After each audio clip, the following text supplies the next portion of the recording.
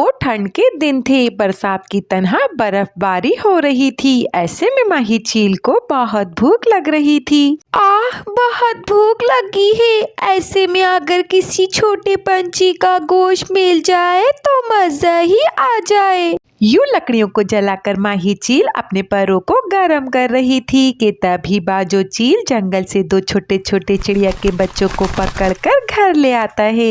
आप ये नन्हे पंछी कहाँ से पकड़ कर लाए हैं? मेरा आज बहुत दिल कर रहा था किसी नन्हे पंछी का गोश्त खाने का। माही चील के इतना कहने पर भी बाजो चील माही चील के किसी भी सवाल का जवाब नहीं देता और उन नन्हे पंछियों को आग में सेकने लगता है। जब बाजो चील नन्हे पंछियों को आग में सेक रहा था तब नन्हे पंछी दर्द से चीखने लगे और अपनी माँ को याद करने लगे। माँ हमें बचा लो, माँ हमें जलन हो रही है, माँ माँ हमें बचा लो, हमें बचा लो माँ। ऐसे बच्चे रो रो कर अपनी माँ को पुकार रहे थे। माही चील ने जब बच्चों को रोता देखा तो उस आग से बाहर निकाल कर फेंक दिया।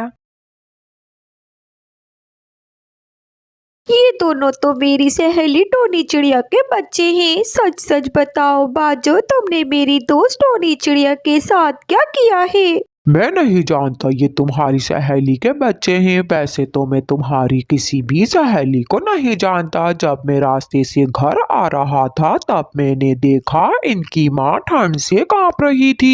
मेरे बच्चों मेरे पास आ जाओ, मैं तुम्हें अपने पैरों में ढांप लेती हूँ, इससे तुम्हें ठंड थोड़ी कम लगेगी। बच्चे उसके पैरों के अंदर आराम से बैठे थे। उसने बच्चों को ठंड से तो बचा लिया लेकिन खुद ठंड ज्यादा देर तक बर्दाश्त नहीं कर सकी और ठंड से मर गई। मैं नहीं जानता था ये तुम्हारी सहेली के बच्चे हैं। मैं उसके पास गया और उससे पूछा, ठंड बहुत है आज, इतनी ठंड पहले कभी नहीं हुई। मैं उससे बातें कर रहा था पर वो मेरी किसी बात का जवाब नहीं दे रही थी। मैंने फिर उससे पूछा, आप मेरी किसी बात का जवाब क्यों नहीं दे रही? आपकी तबीयत तो ठीक है ना? मैं उसके पास गया और मैंने देखा वो तो ठंड से मर चुकी थी, इसलिए मैं उसके बच्चों को अपने साथ ले आया। ऐसा मौका भला कौन छोड़ता है? मेरी सहेली मर गई? मेरी सहेली कैसे मर गई? मेरी सहेली के बच्चे यानी मेरे बच्चे, आपको तरस नहीं आया? इन मासूमों को आग में सेक रहे थे।